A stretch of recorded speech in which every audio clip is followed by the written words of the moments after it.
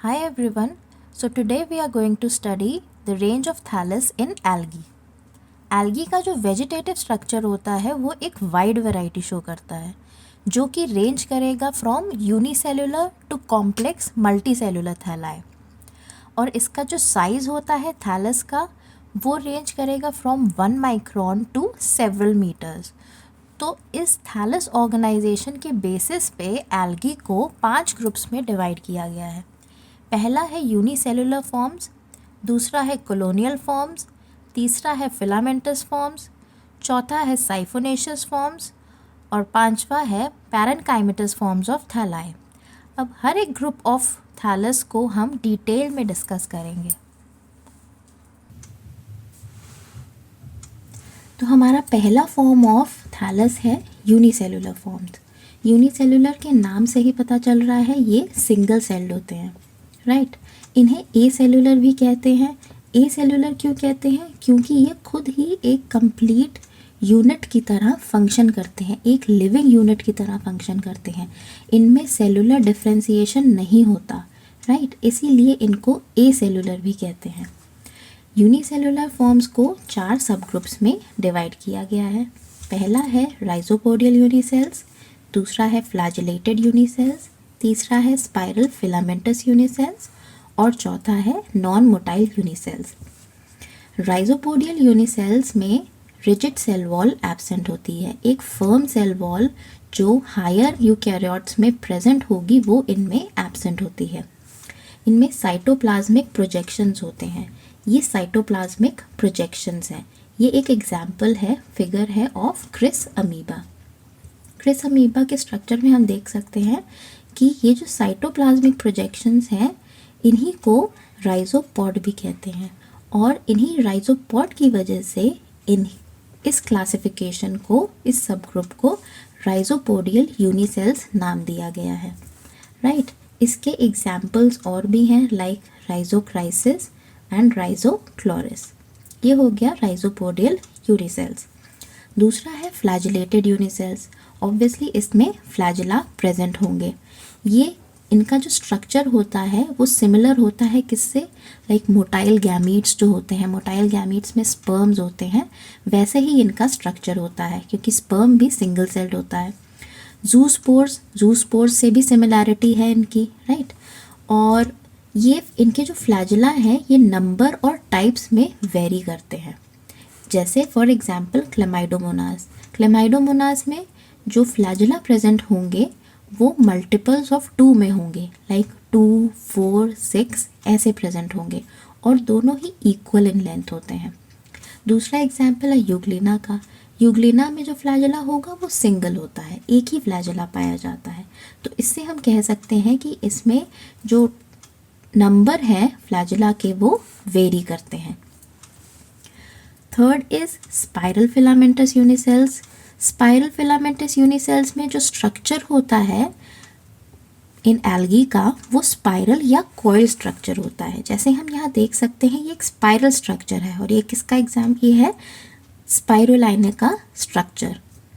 तो this is a simple सब group, spiral shaped structure होता है और फिलामेंटस होते हैं। फोर्थ है नॉन मोटाइल यूनिसेल्स। नॉन मोटाइल यूनिसेल्स में फ्लैजिला नहीं होंगे, नॉन मोटाइल है। आई स्पॉट भी एब्सेंट होता है क्योंकि आई स्पॉट जो है वो एक फोटो रिसेप्टिव ऑर्गेनेली की तरह काम करता है और सेल्स को सेंस करने में हेल्प करता है कि लाइट की डायरेक्शन कहाँ पे है। तो इनमें फ्लैजिला भी नहीं होता और आई स्पॉट भी एब्सेंट होता है। For example Chlorella and diatoms. तो ये हो गया एक ओवरव्यू ऑफ यूनिसेलुलर फॉर्म। तो सेकेंड फॉर्म ऑफ थैलस है कॉलोनियल फॉर्म्स। ये aggregation of products of cell division in a mucilaginous mass होते हैं। यानी कि सेल डिवीजन से जो डॉटर सेल्स बनती हैं या जो सेल्स बनती हैं वो एक साथ एग्रीगेट हो जाती हैं, जुड़ जाती हैं और एक कॉलोनी बना लेती हैं विद इन अ म्यूसिलेजिनस मास। इन्हीं को कॉलोनियल फॉर्म्स के अंडर रखा गया है इन एल्गीज को।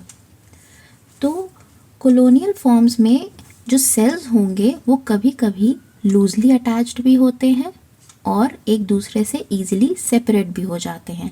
लेकिन कुछ कॉलोनियल फॉर्म्स ऐसे होते हैं जो साइटोप्लाज्म के थ्रू साइटोप्लाज्मिक कनेक्शन से एक दूसरे से अटैच्ड रहते हैं और ये ईजिली सेपरेट नहीं हो सकते।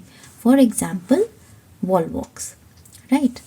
तो कॉलोनियल फॉर्म्स को मॉर्फोलॉजी के बेसिस पे 4 सब ग्रुप्स में डिवाइड किया गया है। पहला है सीनोबियल फॉर्म, दूसरा है पामेलॉइड फॉर्म, चौथा है डेंड्रॉइड फॉर्म और पांचवा है राइजोपोडियल फॉर्म, राइट। सीनोबियल फॉर्म में सीनोबियम क्या होता है? सीनोबियम वो स्ट्रक्चर है जिसमें एक डेफिनेट शेप होता है, एक डेफिनेट साइज होता है और एक डेफिनेट अरेंजमेंट होता है। जैसे कि हम देख सकते हैं वॉलवॉक्स में, इसका एक डेफिनेट शेप है, साइज है और अरेंजमेंट है। ये खूब सारे सेल्स एक दूसरे से साइटोप्लाज्मिक कनेक्शन से अटैच्ड होते हैं और ये मोटाइल फॉर्म होता है। दूसरा है हाइड्रोडिक्टियन जो है नॉन मोटाइल फॉर्म। अब सेकेंड टाइप ऑफ थैलस पे हम आते हैं which is palmelloid form. Unlike coenobial forms इनमें definite shape, size, arrangement absent होता है। ये एक इंडिविजुअल की तरह काम करते हैं, फंक्शन करते हैं और ये इंडिपेंडेंट सेल्स होते हैं। जैसे कि इन स्ट्रक्चर में हम देख सकते हैं ये क्लेमाइडोमोनास हैं जो एक दूसरे से अटैच्ड भी हैं, कॉलोनी भी फॉर्म कर रहे हैं और इंडिपेंडेंटली भी फंक्शन कर रहे हैं विद इन अ म्यूसिलेजिनस मास। इसका दूसरा एग्जाम्पल है Ulothrix. Third form of thallus है डेंड्रॉइड फॉर्म। डेंड्रॉइड फॉर्म्स एक ट्री लाइक अपीयरेंस मतलब शो करते हैं। इसमें हम इस स्ट्रक्चर में देख सकते हैं कि ये एक ट्री की तरह अपीयर कर रहा है, लेकिन ये एक माइक्रोस्कोपिक ट्री है। इनका भी कोई डेफिनेट शेप, साइज, अरेंजमेंट नहीं होता है। इसका एग्जाम्पल है क्रिसडेंड्रॉन। इनमें जो हम ये थ्रेड्स देख रहे हैं ये म्यूसिलेजिनस थ्रेड्स होती हैं और खूब सारे म्यूसिलेजिनस थ्रेड्स एक साथ मिलके एक ट्री लाइक अपीयरेंस देते हैं। इसी को ही एक डेंड्रॉइड कॉलोनी कहते हैं। Fourth type of colonial form is rhizopodial form. Rhizopods का मतलब हमें पता ही है कि ये साइटोप्लाज्मिक प्रोजेक्शंस होते हैं जो मूवमेंट में हेल्प करते हैं, इसीलिए इनको राइजोपोडियल फॉर्म्स कहा गया है। इनके सेल्स राइजोपोडिया के थ्रू ही कनेक्टेड रहते हैं। यहाँ हम देख सकते हैं ये एक कॉलोनी है जिनमें राइजोपोडिया के थ्रू सेल्स कनेक्टेड हैं और इसका एग्जाम्पल है क्राइजी डायास्ट्रम। अब हम नेक्स्ट थैलस फॉर्म पे आते हैं।